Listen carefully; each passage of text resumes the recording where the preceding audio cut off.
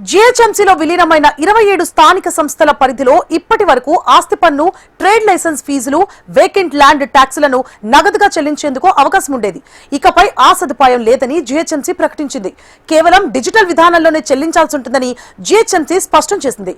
ఇక జీహెచ్ఎంసీలో ఇప్పటికే అమలవుతోన్న ఈ విధానం జీహెచ్ఎంసీలో విలీనమైన స్థానిక సంస్థలకు వర్తింపజేస్తున్నట్లు కమిషనర్ ఆర్వి కర్నల్ స్పష్టం చేశారు.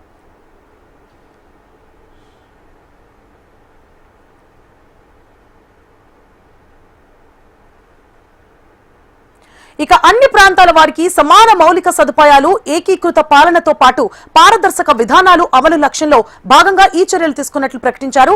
జీహెచ్ఎంసీ పరిధిలోని 60 సర్కిళ్లలోనూ ఒకే విధానం అమలు చేసేందుకు చర్యలు తీసుకుంటున్నట్లు జీహెచ్ఎంసీ తెలిపింది. పాత జీహెచ్ఎంసీ పరిధిలోని వారు ఇప్పటికే డిజిటల్ చెల్లింపులు చేస్తుండగా జీహెచ్ఎంసీలో విలీనమైన 27 స్థానిక సంస్థల పరిధిలోని ప్రజలు ఇక నుంచి జీహెచ్ఎంసీ నిబంధనల్ని పాటించాలి. ప్రజలు, వ్యాపారులు కూడా తాము చెల్లించాల్సిన ఆస్తి పన్ను, vacant land tax, trade licence ఫీజులకు డిజిటల్ చెల్లింపులే చేయాలి.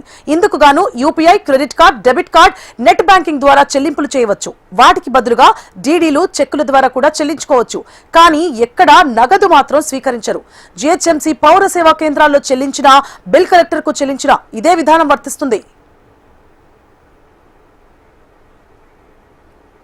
పారదర్శకత, జవాబుదారీతనంతో పాటు అక్రమ కట్టుబడి ఈ విధానం ధృవీకరిస్తుందని జీహెచ్ఎంసీ భావిస్తోంది. జీహెచ్ఎంసీలో నగదు చెల్లింపులకు అవకాశం ఉన్నప్పుడు ఆస్తి పన్ను, ట్రేడ్ లైసెన్స్ ఫీజులు వంటివి జీహెచ్ఎంసీ ఖజానాలో జమ అయ్యేవి కావు. ఎంతో కాలం బిల్ కలెక్టర్లు, ట్యాక్స్ ఇన్స్పెక్టర్లు దగ్గరే ఉండిపోయేవి. వారు చెల్లించిన మొత్తం జమ అయ్యేవి కాదని ఆరోపణలు కూడా ఉన్నాయి. వాటిపై గతంలో విచారణలు కూడా జరిగినప్పుడు పలు అవకతవకలు, అక్రమాలు వెలుగు చూశాయి. పారదర్శకత కోసమే ఈ విధానాన్ని ప్రవేశపెట్టామని, పౌరులంతా సహకరించాలని జీహెచ్ఎంసీ కోరుతోంది. ఈ విధానం ఎంతో మేలైందని, అవకతవకలకు, అక్రమాలకు ఇక చోటుండదు అని జీహెచ్ఎంసీ స్పష్టం చేసింది.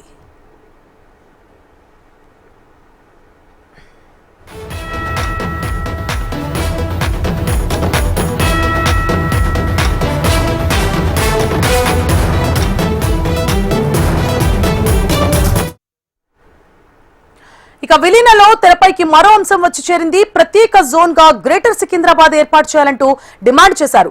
ఇప్పటికే సికింద్రాబాద్ సాధనా సమితి ఏర్పాటు కూడా చేసుకున్నారు. గ్రేటర్ సికింద్రాబాద్ జోన్ ఏర్పాటు చేయాలని తలసాని కూడా కామెంట్స్ చేశారు.